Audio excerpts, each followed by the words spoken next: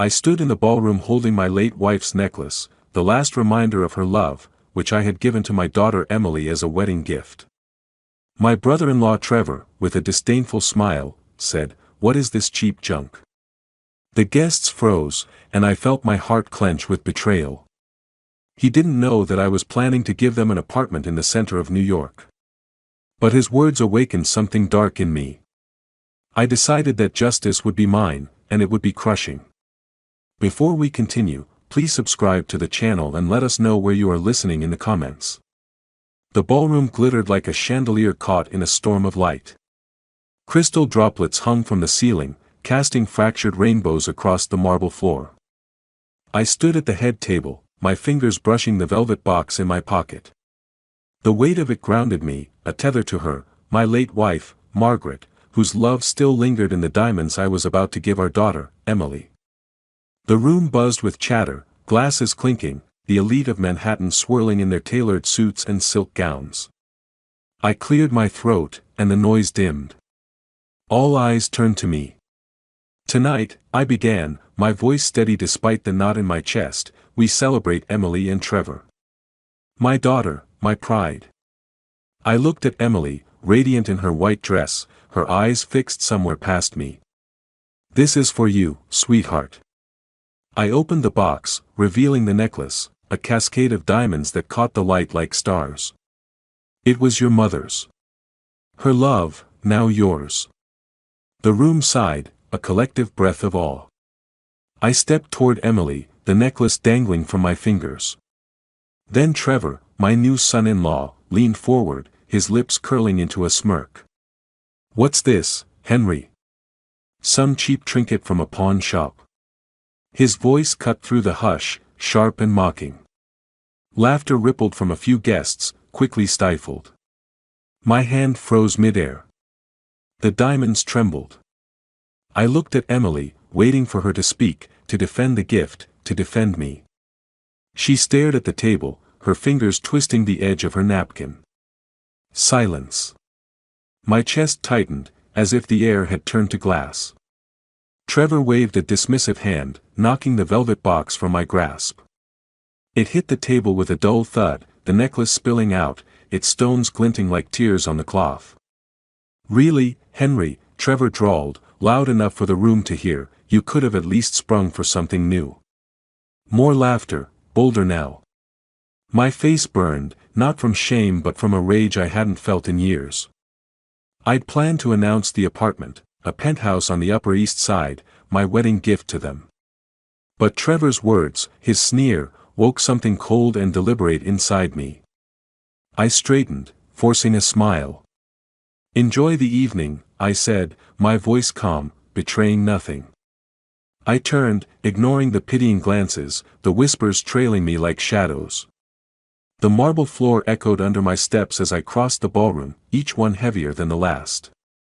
I pushed through the double doors, the cool night air hitting my face like a slap.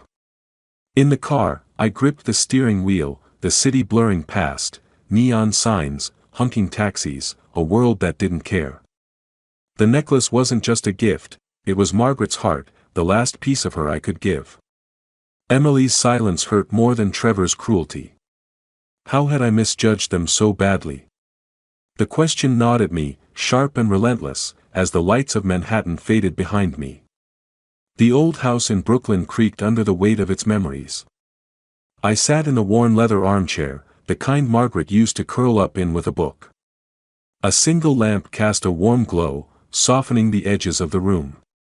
The air smelled of aged wood and faint traces of coffee, a scent that hadn't changed in 15 years. In my hands was a photograph, Margaret and Emily, laughing in the garden, their hair tangled with sunlight. I traced the faded edge, my thumb lingering on Emily's smile. That night in the ballroom still burned in my mind. Trevor's sneer, Emily's averted eyes, they'd carved a wound I couldn't ignore. I set the photo down and opened the album on the coffee table. Each page was a stitch in the tapestry of my sacrifices. Emily at 6, her tiny hand clutching mine as we walked to school, her mother's absence a shadow between us. I'd worked late nights on Wall Street, trading sleep for deals, to pay for her private school, her tutors, her dreams. I remembered her at 10, scribbling a card for Father's Day, her tongue poking out in concentration. "You're my hero, Daddy," she'd written, the letters uneven but bold. I found that card in a drawer, the paper creased, the ink faded. My chest ached. Where had that girl gone? At 20, she'd called from college, her voice bright, asking for help with tuition. I'd sent the money, no questions asked, selling a chunk of my investments to cover it. She'd promised to visit, but the calls grew shorter, her excuses sharper. Then came Trevor. I flipped to a photo of Emily at 28, her arm looped through his at a gala. Her smile was different, polished, distant. She stopped returning my calls, her texts brief and cold. "Busy with Trevor," she'd say, as if I were an afterthought. I'd told myself it was just a phase, that she'd come back to me. But in the ballroom, when she let Trevor mock her mother's necklace, I saw the truth: I'd lost her. I stood, pacing the room, the floorboards groaning under my weight. The house felt too small, its walls closing in with memories I couldn't escape. I stopped at the window, staring at the dark street. I'd given Emily everything, my time, my heart, my future. And for what? To be humiliated in front of strangers, my love tossed aside like trash. I slid the card back into the drawer, closing it with a soft click. The past was gone, and clinging to it would only weaken me. I caught my reflection in the mirror across the room, gray hair, tired eyes, but a spark of something new. Resolve. They thought they could break me, but they were wrong. I wouldn't let them destroy what I'd built, what I'd earned. Not Trevor, not even Emily. I straightened, my jaw tight. It was time to fight back. The office on Wall Street hummed with quiet power. Glass walls framed a view of Manhattan's skyline, sharp and unyielding, like the decision forming in my mind.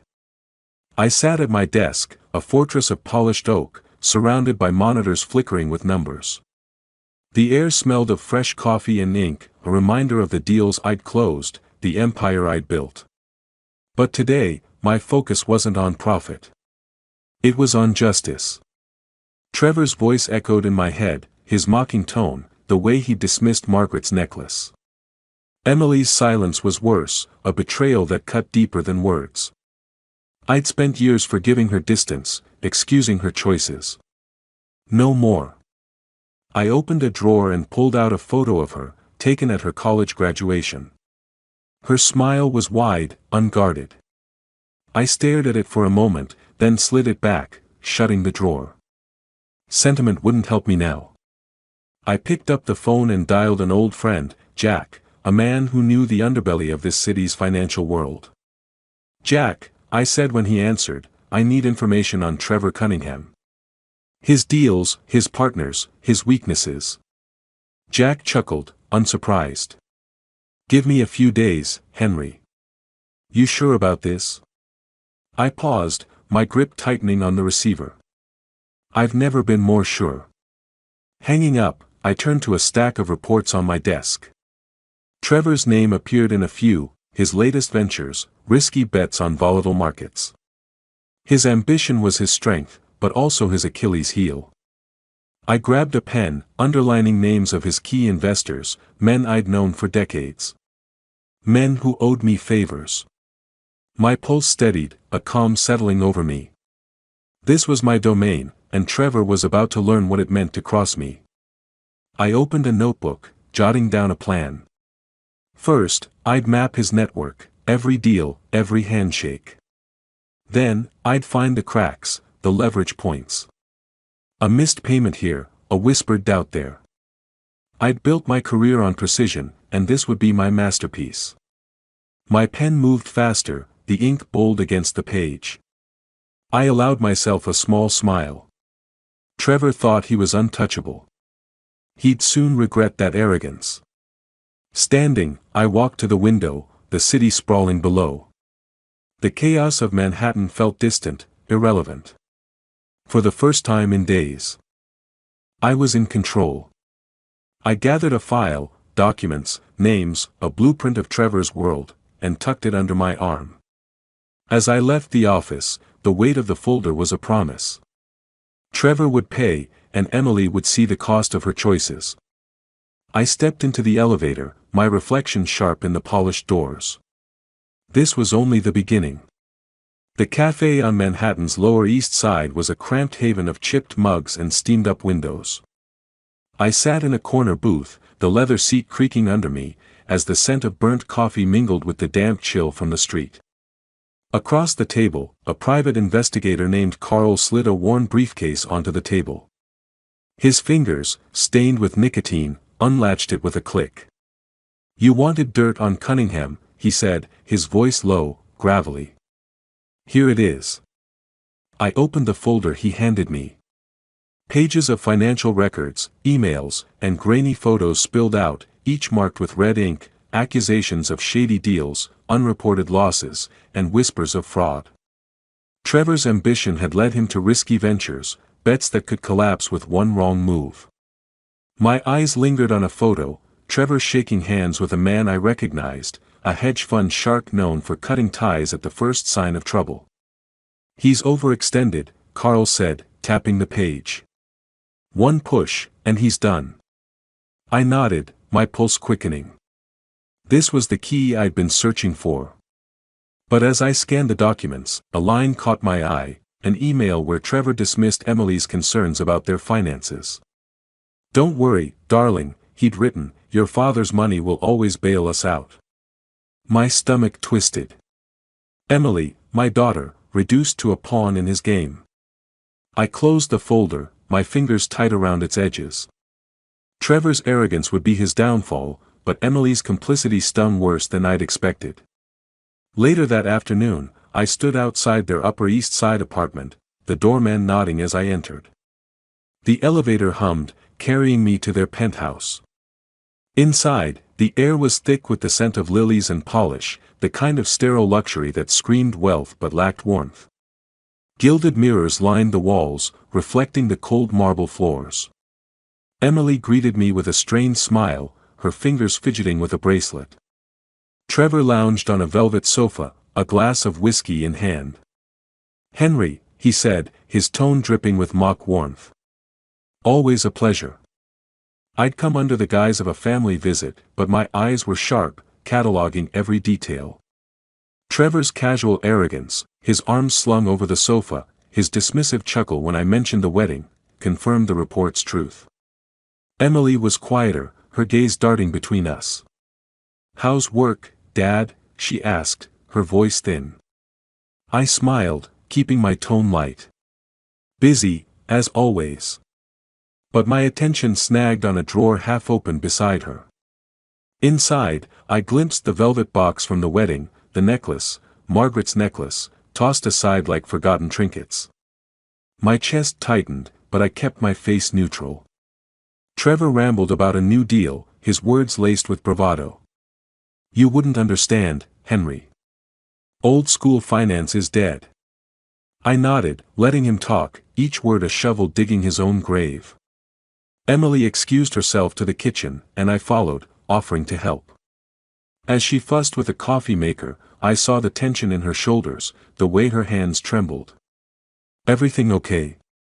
I asked softly. She nodded too quickly, avoiding my eyes. "Fine, Dad. Just, busy." Back in the living room, Trevor's phone buzzed. He glanced at it, his jaw tightening, and I knew Carl's report was just the beginning. I left soon after, the folders weighed heavy in my briefcase. In the car, I pulled out a single sheet, a list of Trevor's investors, names I could sway with a phone call.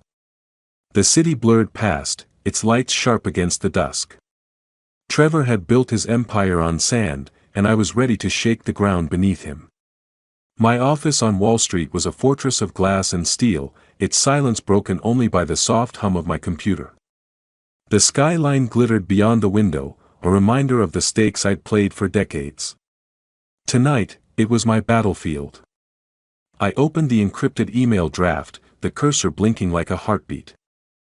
The file attached was a dagger, Carl's report, stripped of its source, detailing Trevor's financial missteps.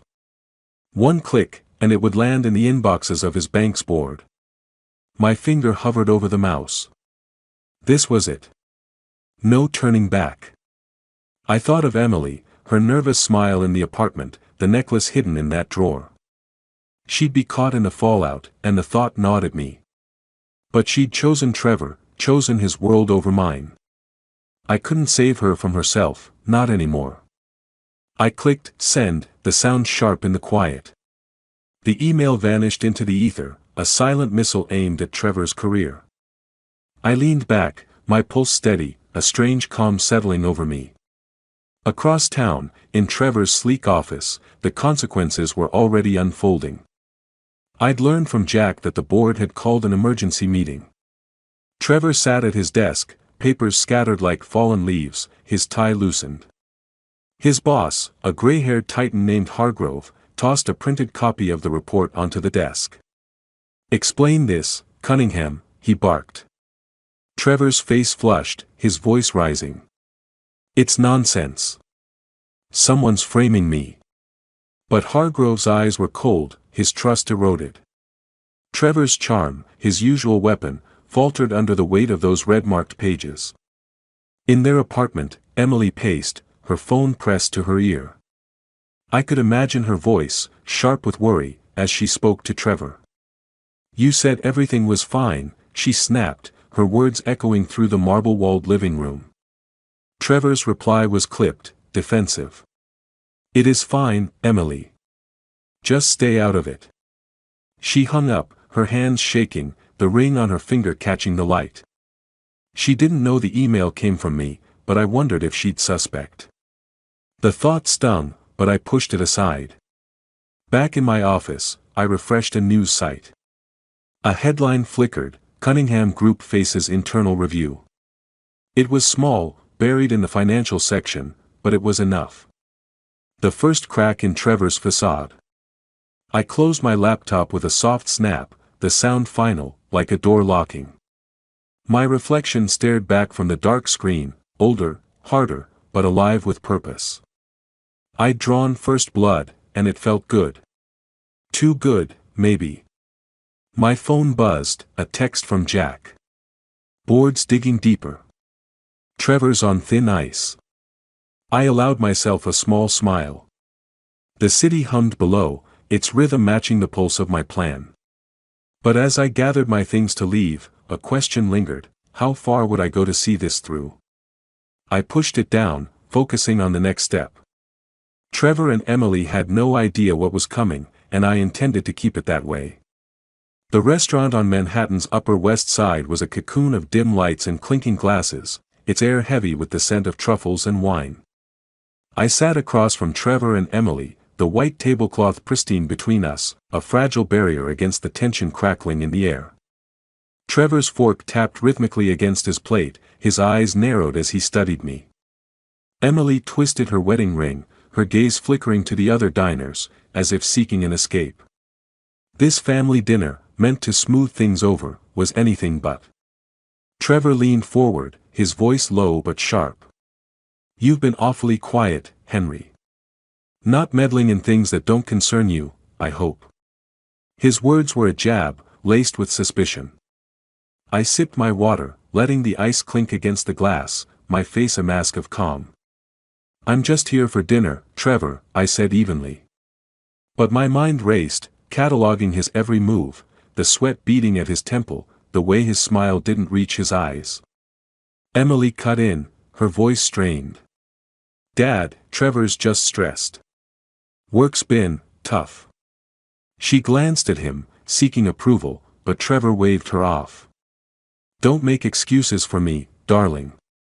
Your father knows how the game is played." He turned back to me, his tone hardening. "Or maybe he doesn't. Old dogs, new tricks, right?" A few nearby diners glanced over, sensing the edge in his voice. My grip tightened on my napkin, but I kept my smile. "You're under pressure," I said, my words deliberate. "It shows." Trevor's fork stopped mid-air, his eyes flashing. "What's that supposed to mean?" he snapped. Emily reached for his arm, whispering, "Trevor, please." But he shook her off, leaning closer. "If you've got something to say, Henry, spit it out. Or are you just stirring the pot, like always?" I held his gaze, my voice steady. "Careful, Trevor. Accusations can cut both ways." The restaurant seemed to quiet, the clatter of dishes fading as our table became its own battlefield. Emily's face paled, her fingers still on her ring. "Dad, don't," she said softly, but her words lacked conviction. She was defending him, even now, and it hurt more than I'd admit. But it also fueled me. They thought they could bully me into silence. They were wrong. I set my napkin on the table, the motion deliberate, final. "I think we're done here," I said, standing. Trevor scoffed, but his eyes betrayed a flicker of unease. Emily started to speak, then stopped, her lips trembling. I walked out, the restaurant's warmth giving way to the cool night air. The city pulsed around me, its lights sharp and relentless, matching the clarity in my mind. Trevor's accusations meant he was rattled. Good. But Emily's loyalty to him was a wound I hadn't expected to reopen.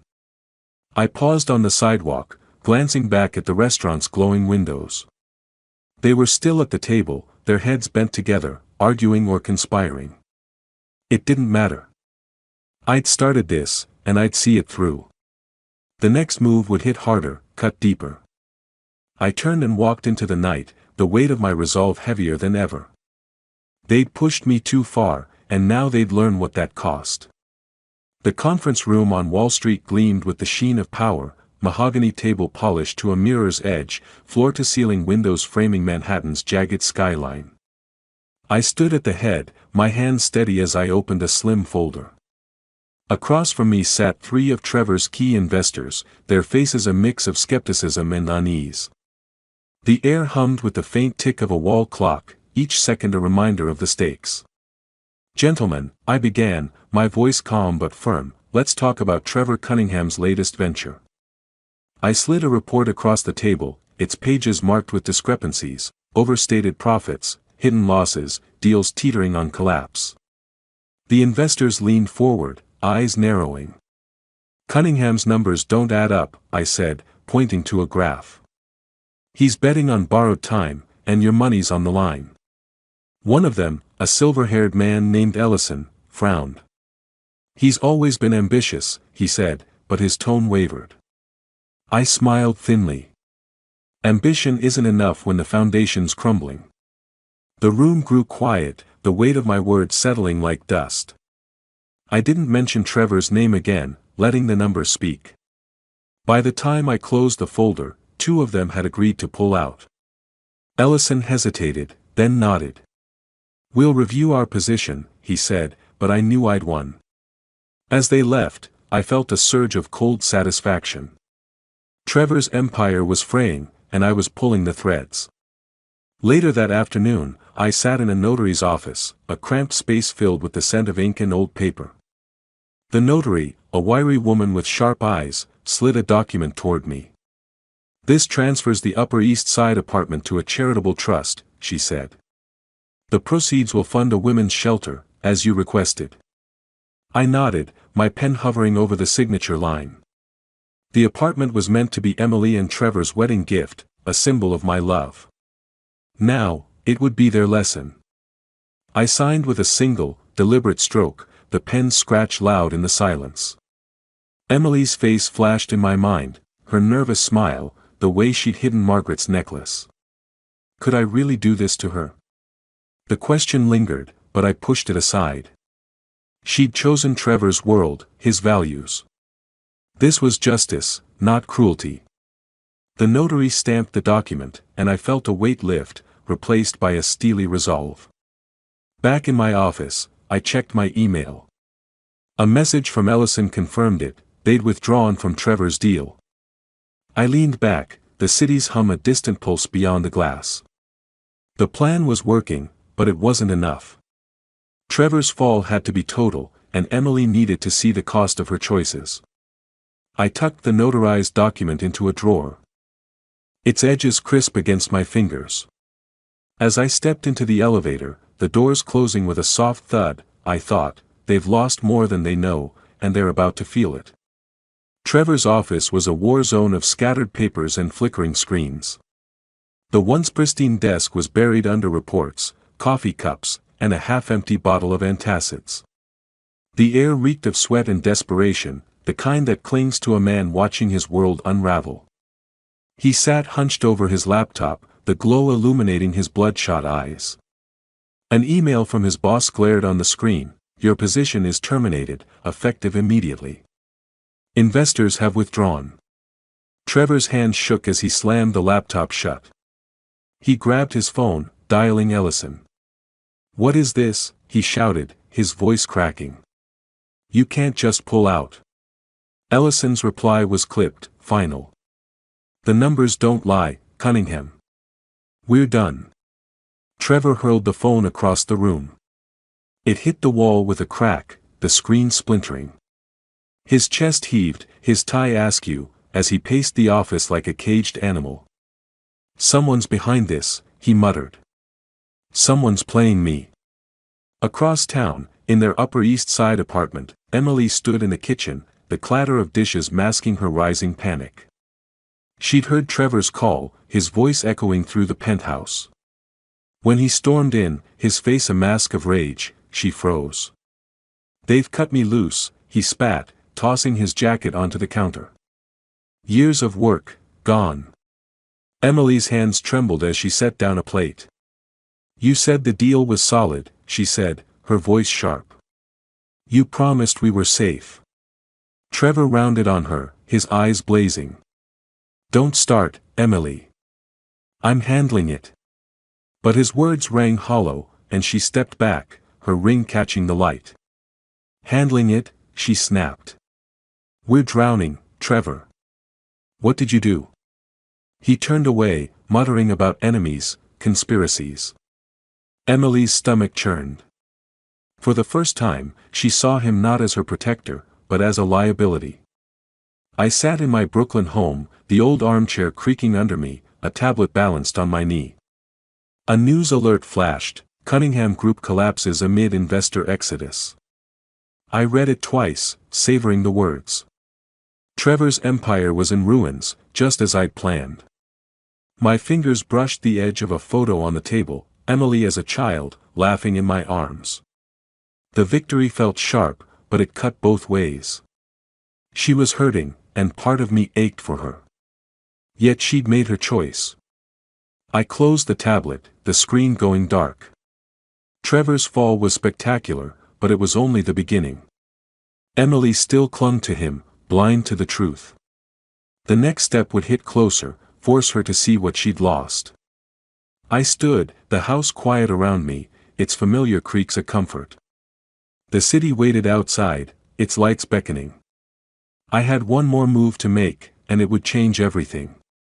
The morning was gray, Manhattan's skyline muted behind a veil of clouds. I stood in my office, the phone pressed to my ear as I finalized the delivery.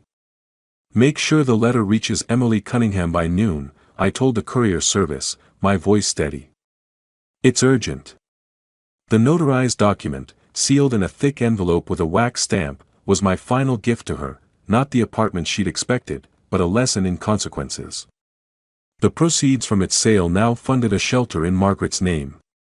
Emily needed to know. I hung up, my fingers tracing the edge of my desk. The decision to sell the apartment had been cold, calculated, but it carried a sting. Emily's face at the wedding, her silence as Trevor mocked the necklace, flashed in my mind. She'd chosen him, but she was still my daughter. Could I forgive her? The question lingered, unanswered, as I watched the city pulse below. In their apartment, Emily answered the door, her hair pulled back, eyes tired.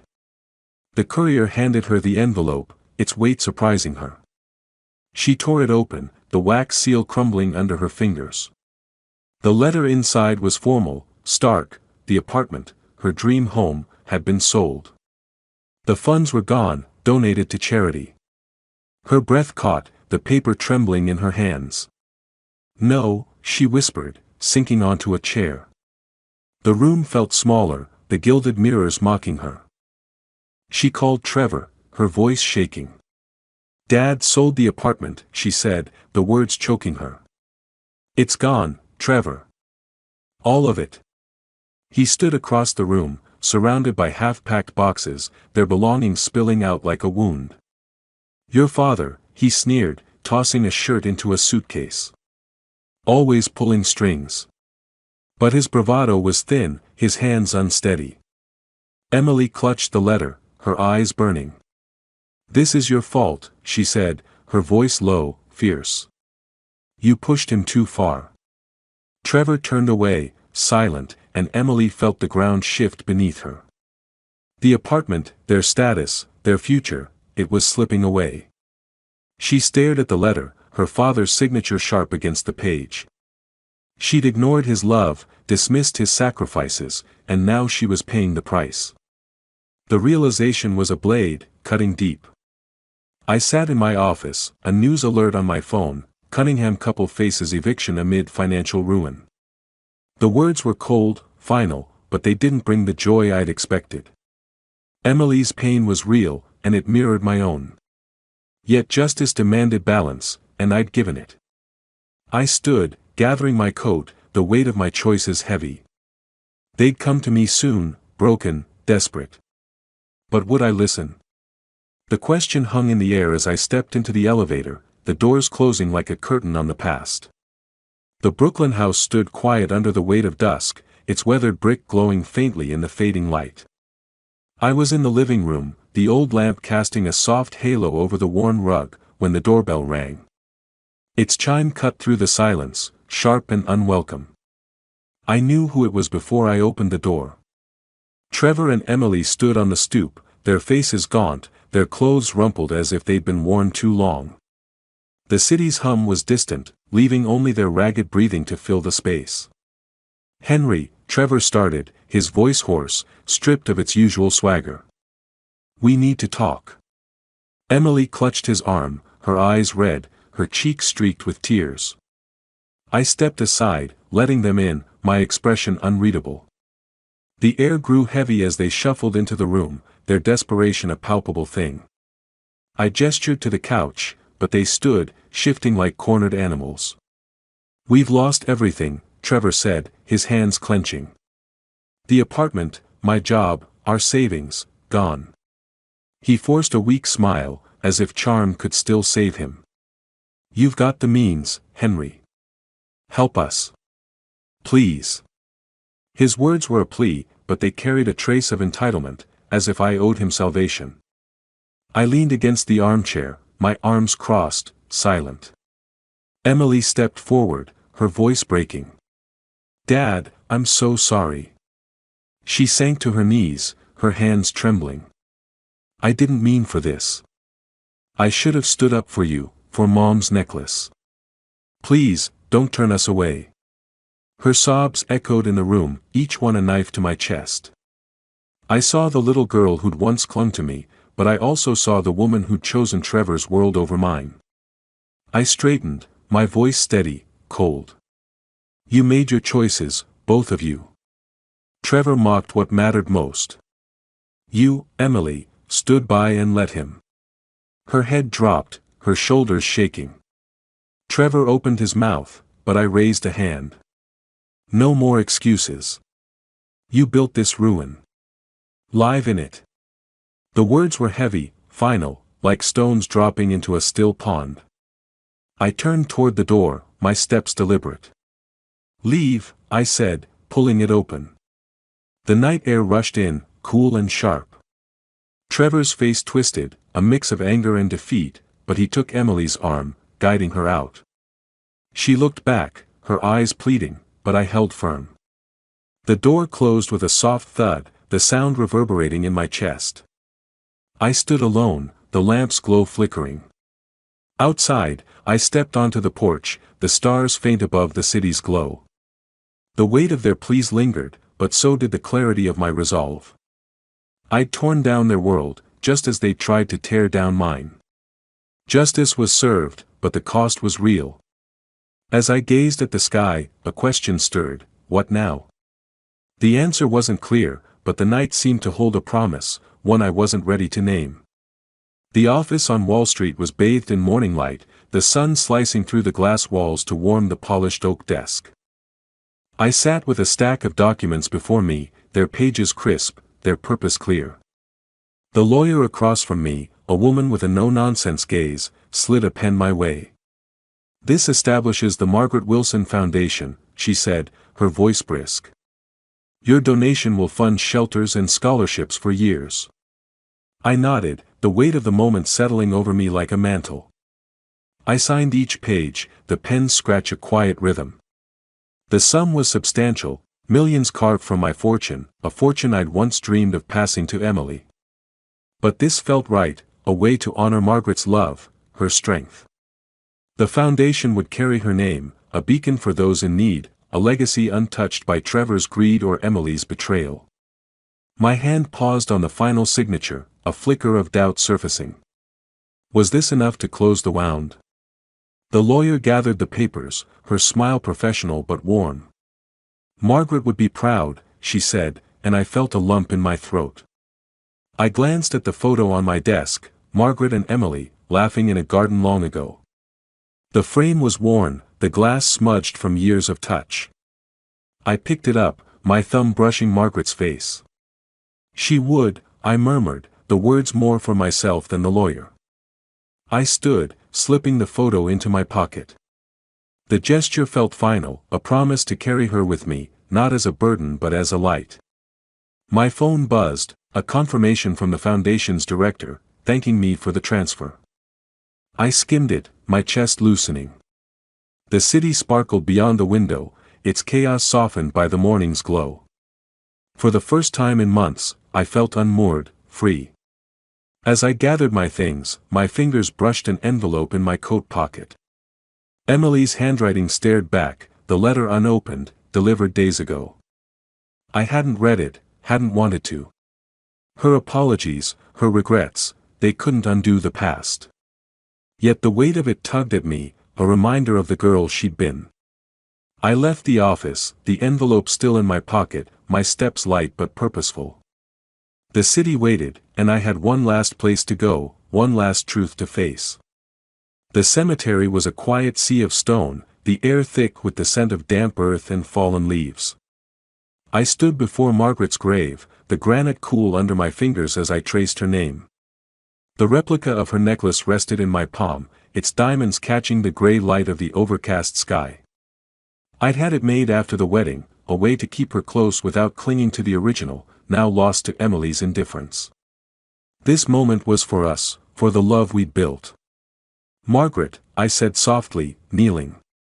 "I did it. I protected what we had." My voice was steady, but my chest ached. "Trevor's gone, his empire dust. Emily, she's learning, but it's not enough." I paused, the wind stirring the leaves at my feet.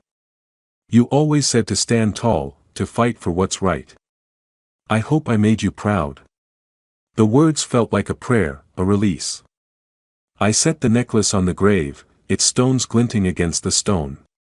It was a farewell, not to Margaret's memory, but to the pain I'd carried. The act was simple, but it freed something deep within me. I straightened, my gaze lingering on the headstone. The years we'd shared, the laughter, the quiet nights, they were untouched by the chaos of these months. That was my victory. My hand slipped into my pocket, brushing the unopened letter from Emily. I pulled it out, the paper creased, her handwriting a ghost of the child she'd been. Part of me wanted to read it, to hear her voice, her regrets. But I didn't need her words to know the truth. She'd chosen her path, and I'd chosen mine. I tucked the letter back, unopened, a silent refusal to let her pain tether me again.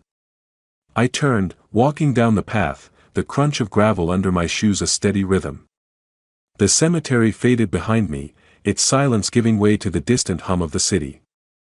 I felt lighter, each step a shedding of the anger, the betrayal, the need for vengeance. Justice had been served, not with cruelty, but with purpose. Margaret's love, her strength, lived on in the foundation, in me. As I reached the gate, I glanced back, the necklace a faint spark against the stone. Life's just beginning, I thought. The words unvoiced but certain. The sky was clearing, a sliver of blue breaking through. I stepped into the world beyond, ready for whatever came next, my heart finally at peace. If you liked this story, please like this video, subscribe to the channel, and share your impressions of this story in the comments. To listen to the next story, click on the box on the left. Thank you for watching.